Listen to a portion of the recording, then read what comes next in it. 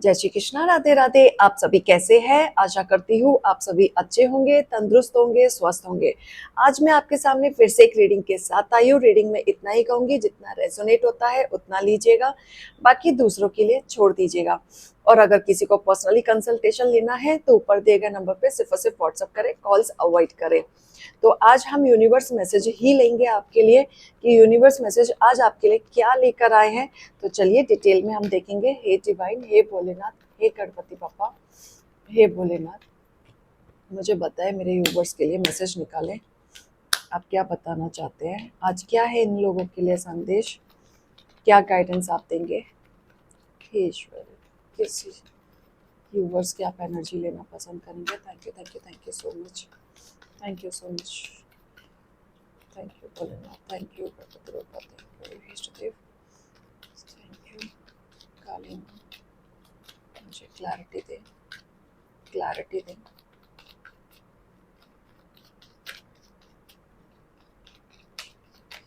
Clarity दें।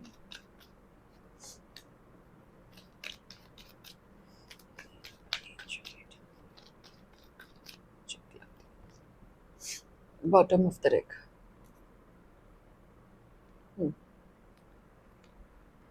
मुझे ना यहाँ पे किसी एक यूवर्स की एनर्जी आ रही है कि जो बहुत ना इमोशनल है और इमोशनल के साथ साथ गिवर है।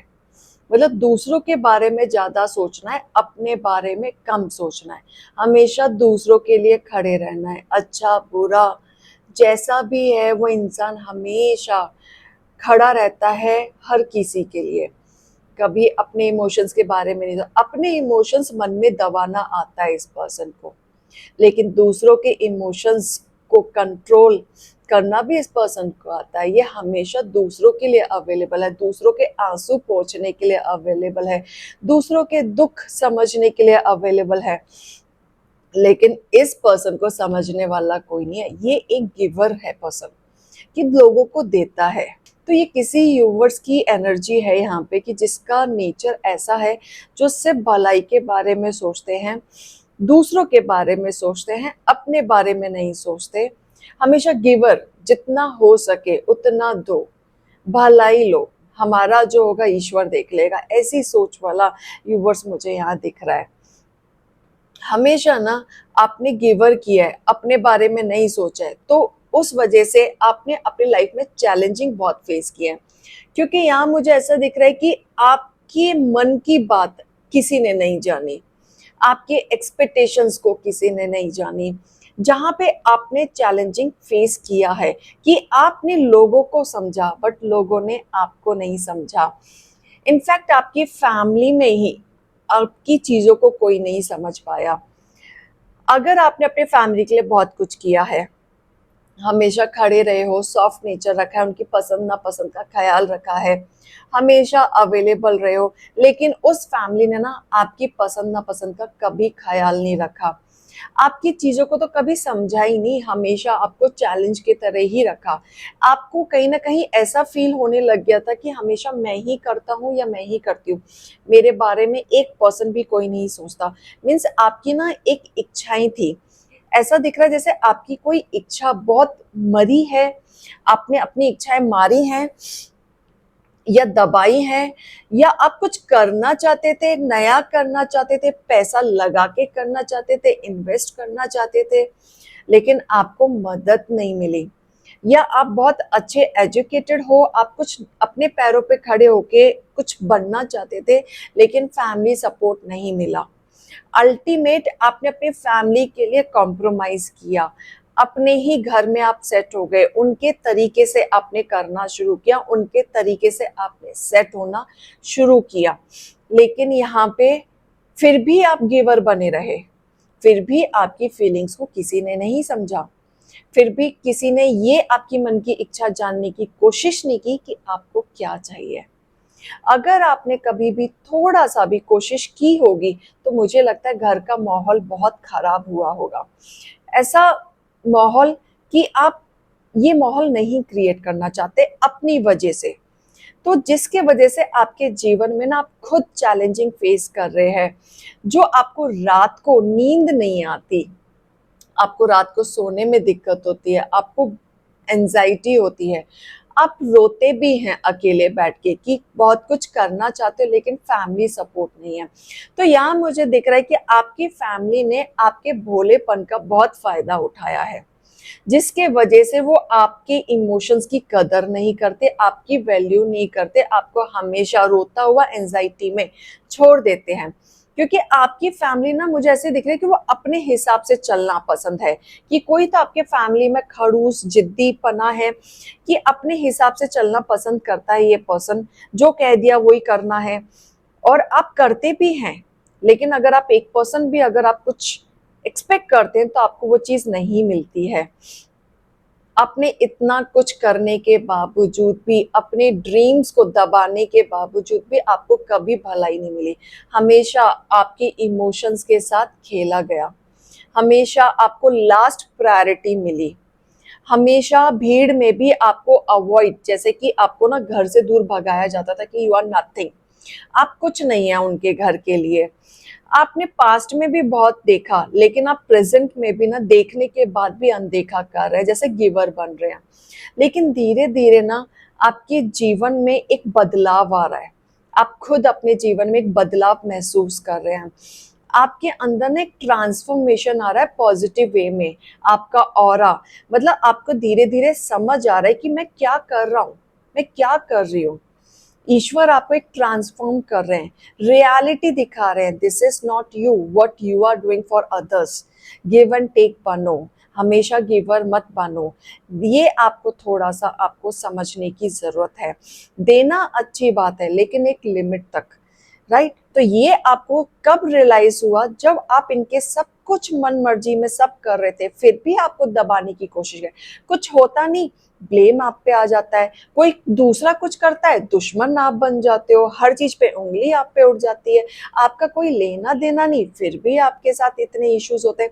इनफैक्ट आपके घर में से किसी ने ना डेविल एनर्जी उल्टी आई है, ओके, तो ये कोशिश की है आपके ऊपर तांत्रिक क्रिया करने की, ब्लैक मैजिक करने की, नेगेटिविटी डालने की कोशिश की है, लेकिन ये आया है उल्टा, ये कर नहीं पाए, ये बैकफायर हुआ है। और क्यों हुआ है?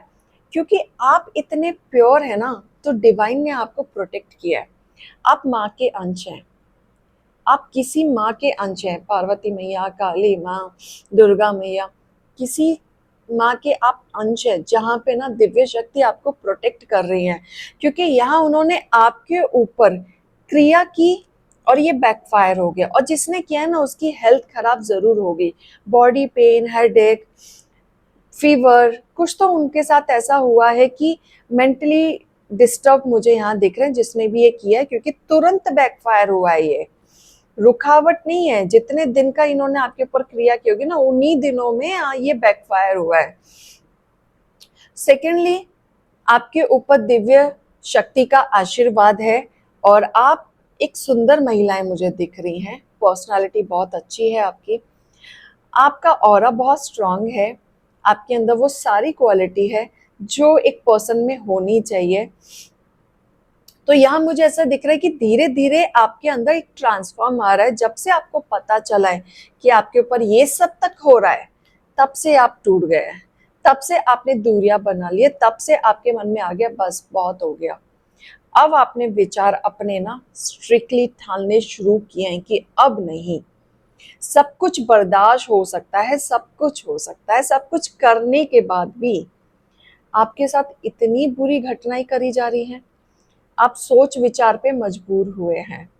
आप सोचना नहीं चाहते थे क्योंकि आप धार्मिक हैं, आप सीधे रास्ते चलना बिलीव करते हैं, लेकिन अब आपने सोचना शुरू किया है, अब आप एक्शन लेंगे, क्योंकि आप एक्शन के मोड पे आ गए, क्योंकि आपके अंदर ना एक गुस्सा आ चुका है। अब आपके अंदर एक चीज आ गई कि कॉम्प्रोमाइज भी करो, इनके कहने से भी चलो, उसके बावजूद भी इतना करना पड़े, सुनना पड़े, और ये इतनी क्रियाएं मेरे पे कर रहे हैं, तो बेटर है कि अलग रह के मैं वो सारे काम करूं जो मुझे खुशी मिलती है। तो आप इस चीज के ना एक्शन में आ चुके हैं, और आप बहुत जल्द लेने वाले हैं। आपके ड्रीम्स बहुत बड़े बड़े हैं, खुद का काम, खुद का पैसा, खुद की गाड़ी, खुद का बंगलो, बहुत अच्छे से सेट भी होना चाहते हैं, लेकिन अब तक आप दबे दबे रह रहे थे। अब आप अपने आप को पहचान रहे हैं, अब आप आगे बढ़ रहे हैं, अब आप खुद से ना अपनी चीजों पे न्याय करेंगे, क्योंकि माँ का तो आशीर्वाद है। आप जो भी फैसला लेंगे माँ आपका साथ देने वाली है, क्योंकि आपने जो किया है ना उसका फल अब आपको मिलेगा। और आपके जो घर वाले हैं ना, इसी भोलेपन का फायदा उठा के ना आपको ही दुश्मन बनाया। कुछ भी होगा आप गलत, कुछ भी हो गया किसी और ने कर दिया तो आप गलत। तो ये सारी एनर्जी मुझे दिख रही है। अब आप प्लान कर रहे हैं, स्ट्रेंथ अपनी स्ट्रॉन्ग कर रहे हैं, जो आप अपने इमोशंस में आके नहीं ले पा रहे थे, और आप लीजिए एक्शन, क्योंकि डिवाइन कह रहे हैं आपकी जीत होगी। घुट घुट के रह के कुछ नहीं मिलने वाला। अगर आपके अंदर कैपेबिलिटी है, आपको लगता है आप अकेले बहुत कुछ कर सकते हो, तो यस लो, आप शाइन करेंगे। आगे बढ़ो, कदम बढ़ाओ। डिवाइन कह रहे हैं घुट घुट के रहने की जरूरत नहीं है, चैलेंजिंग ज्यादा फेस करने की जरूरत नहीं, कुछ नहीं मिलेगा।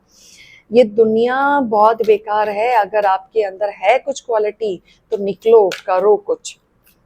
बहुत लोग मुझे एक्शन लेते हुए भी दिख रहे हैं, कुछ लोग लेने की सोच रहे हैं।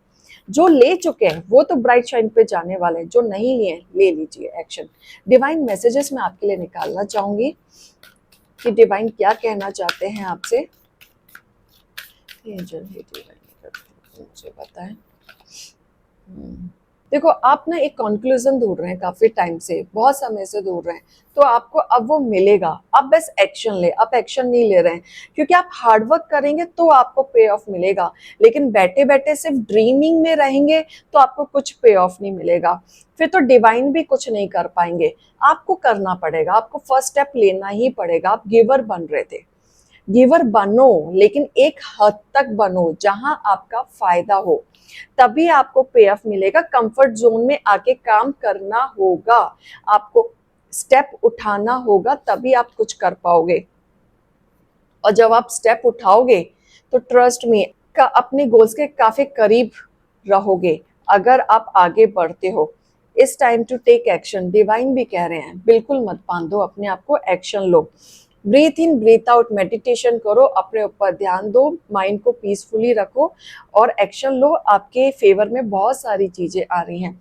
दबाव में नहीं रहना है, क्योंकि आपकी फैमिली ही आपके भोलेपन का फायदा उठा रही है, और उसी बीच में आपको दुश्मन भी बना रखा है, और आप दुश्मन भी हैं उनके, इतना कुछ करने के बाद भी। तो इस चीज का ख्याल रखिएगा। तो ये रीडिंग में गाइडेंस एंड मोटिवेशन लीजिएगा। लाइक कमेंट सब्सक्राइब कीजिएगा। अभी मैं चलती हूँ। जय श्री कृष्णा, राधे राधे।